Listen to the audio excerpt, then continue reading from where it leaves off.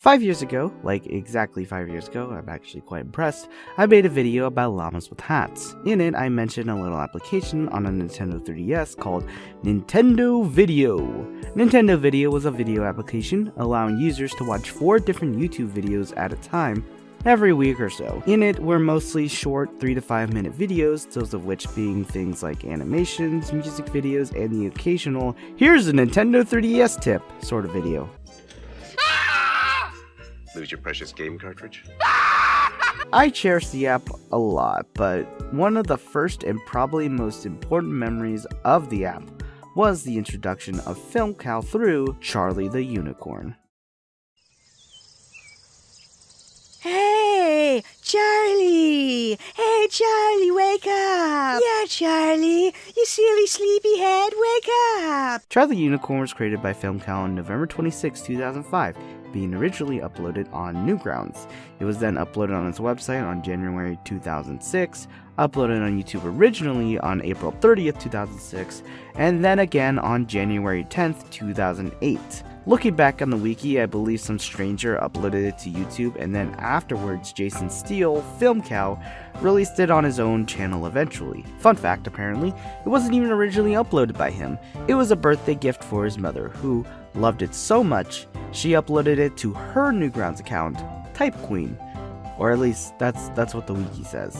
Anyways, I've been waiting a long time for this series to finally wrap up, and then waiting even longer to cover it. Not only did I kinda want to review it, finally digging my heels in watching it through made me very interested in how it was gonna end, or what an ending for Charlie Unicorn would even look like. But if you haven't yet, go ahead and watch the official release. Unlike its younger brother, it's much longer than it, clocking in for about an hour. But if you don't want to get spoiled and know for yourself, go and check it out, cause I will get into the nitty gritty that is the ending.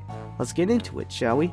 You have to come with us to Candy Mountain! Yeah, Charlie! Candy Mountain! It's a land of sweets and joy and joyness. Please stop bouncing on me. Candy Mountain, Charlie! Yeah, Candy Mountain! Alright, fine, I'll go with you to Candy Mountain. The plot follows Charlie, a gray Debbie Downer unicorn. Contrasting him are 2 unnamed unicorns, one pink and one blue. And then they go on this adventure to that weird goal with other weird stuff they run into. Then at the end of the road, they do something really nasty to Charlie, and that's the series for 4 episodes and 20 whole minutes initially. The comedy relies solely on the randomness and a tinge of annoyance. While I won't say it's completely in your face, it does lean in on the side of aggravating kids cartoon, if only so much. What spices it up, however, is the bit of serialism and dark humor, and a dash of gross out. Not like hard gross out, but just enough to make you cringe. There's no time to explain. Grab onto our tongues. How do I... Oh, that is so gross. I can't say I'm the biggest fan of that humor, but it's not crazy in any direction to really call it annoying. In fact, in some cases, it's funny when you quote it. The magic does come from the high-pitched voices of those colored unicorns.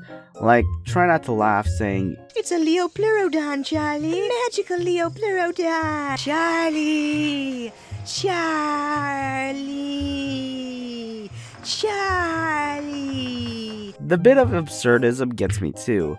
With how the colored unicorns just do anything, and especially do it to annoy and harass Charlie, or just how weird the world itself is, there's a good amount of pleasant joy that you can get from this that could also lead into hilarity.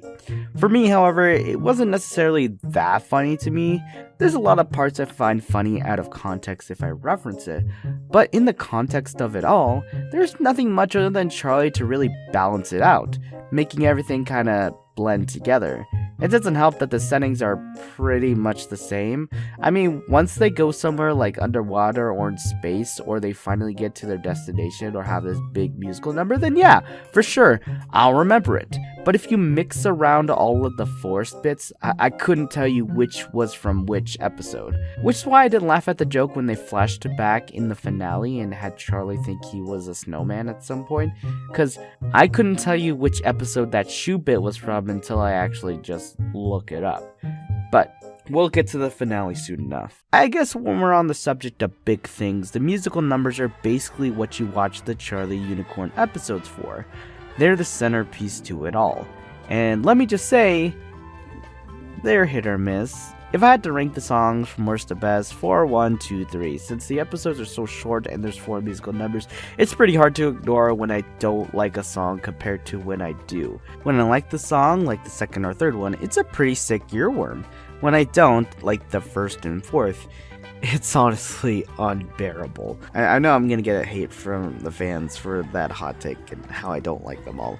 I think that's all I have to say about what's here right now. Charlie the Unicorn thus far felt like an episodic series that could have gone on with how it was, but it definitely felt the freshest it could be with just 4 episodes. They eventually did do other stuff like Charlie the Unicorn, which is apparently a criticism on ideas taken from the fans, or Charlie the Anicorn. I don't know what this is. Eventually, he announced the finale for Charlie the Unicorn, which added not 5, nor 10, nor 20, but 40 minutes of content.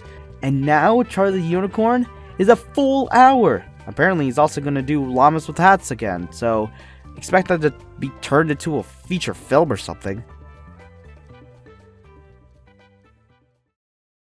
I can wait until morning if it's more convenient. Too late now. I've already started the council assembly process. Here they come.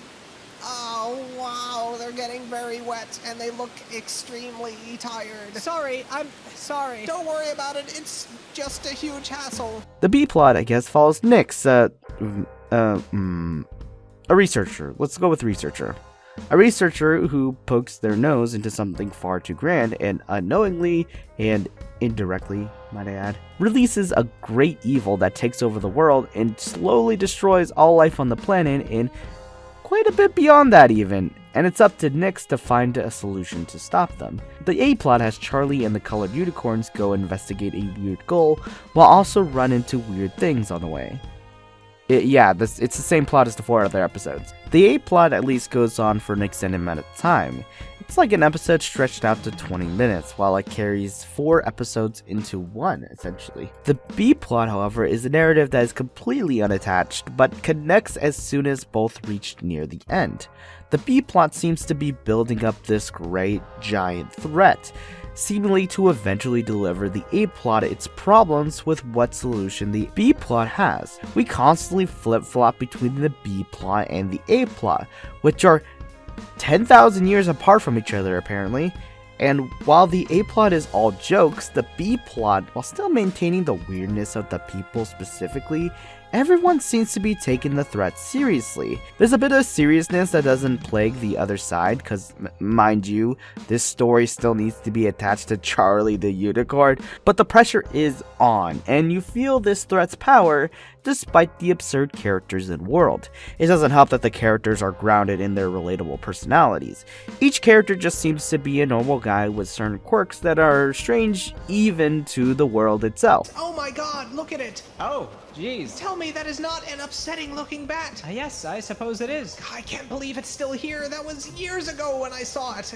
That was lovely, Norwell, and, I'm a coat. I don't have a name. Yep, you must be Norwell. I must be, yes. What are you two doing here? Bug business, which is none of your weasel business. What? Even the Chaos Spirits, the main antagonists that are constantly killing everyone, are brimming with psychopathy. Yes, out there personality-wise, but they're still in the realm of realism, rather than just unthinking murder creatures. Hey, Nyx! Hey, look up here for a sec. Your bug friend is dead already. I killed him instantly without even thinking about it. And I mean, with how fast and efficient these things are, when the tone does actually get pretty dark, they kinda earn it. It does help that the comedy still exists for the most part.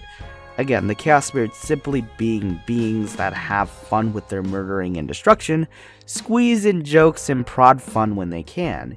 Even one of the final songs, the one that's a bit of a downer, is half jokes. Because of Norwell, one of the side characters who released the Chaos Spirits on accident, and Norwell's coat husband. Speaking on the songs, they are, on average, better than the track record of the previous 4 episodes. I at least feel kinda good about some of them, and pretty good on the others. They got their hooks, they just might have something about them that's a bit shaky. Now, we get like 5 songs in this new run, or technically 4.5, but I mean, the final part is really good with Charlie singing it.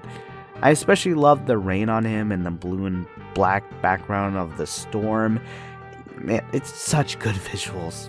Charlie the unicorn, happy thoughts, best not to look around. Charlie the unicorn, now hold still while somebody stabs you in the gut. Oh yeah, even watching the compilation version where Lily plays all the episodes one after another, the episodes don't really feel super different from each other. Now, the reason for that is that Charlie the Unicorn kind of always looked pretty good. Like, really looking close at the original, you could tell the roughness of the product with the background and the character designs. But come the next episode, he suddenly, if very well done, polished everything. It seems he limited himself with the forest looking like a rough arts and craft project. In fact, that's the design in the entire first episode, but come episode 3, there are amazingly well done shaded areas, as well as 3D looking set pieces and effects that give off depth. The slight water ripples, the sun shining through to the bottom, it looks amazing when you actually just, look at it. Space looks amazing as well in the fourth, and the B-plot always just looks great. Yeah, he really just kept the trees looking like rough water paintings, but he definitely improved on that over time. The characters, while having maybe just a slight bit of depth with the shading on the clothes maybe, are artistically chosen to be flat. The characters being flat, I understand that. Charlie and the other unicorns look like paper dolls on top of a background, and to keep the characters focused, they separate similarities with the backgrounds by giving them depth differences. This is actually just his signature look, as Llamas with Hats is very similar to all of this. Now, they definitely didn't need to necessarily make them feel flat. They already put more saturated colors in the characters compared to the slightly desaturated settings. They also have a bit of an outline on the characters as well. But especially with the limited movement, the characters are given that much pop in the universe. I perfectly accept them zooming in when they want to move someone, or just have them stand there. Especially with how detailed each character is and how distinct the silhouettes are, they earn it, with that. Alright, I've rambled enough. We can talk about the ending now. I thought the ending was pretty alright. The resolution of the end feels a bit empty. Sure, the chaos spirits are tucked away and now the world is saved, but most of the intelligent life is gone, and Charlie is like the last one of that. Then Starfish comes in, only to die. The last stinger that this show lands on, and well, I don't know. I completely understand the message trying to be said. Charlie doesn't really get a happy ending, he just gets a slightly less sucky situation. He's probably glad the little killers are gone, but Charlie was always just kinda existing when they weren't around anyways. So yeah, not much different. It feels like there's not much of a reason for all of this. Like, why go on this adventure of craziness only for it to end in a whimper? Well, then I realized that's just kind of how all these episodes went. Charlie Unicorn is kind of always all about diminishing returns. Feeling like you get a nice peak of the high it was trying to make you feel, only for it to just slowly plummet into disappointment. And while I don't feel satisfied with the ending of it all, I don't see it ending any other way. Cause any other way would be even more unsatisfying. If Charlie is pleased, that would feel wrong, but if Charlie ended up not solving anything, that would also feel wrong. Charlie Unicorn's finale strikes that middle ground where you kind of feel nothing at the end. But yeah, that's it.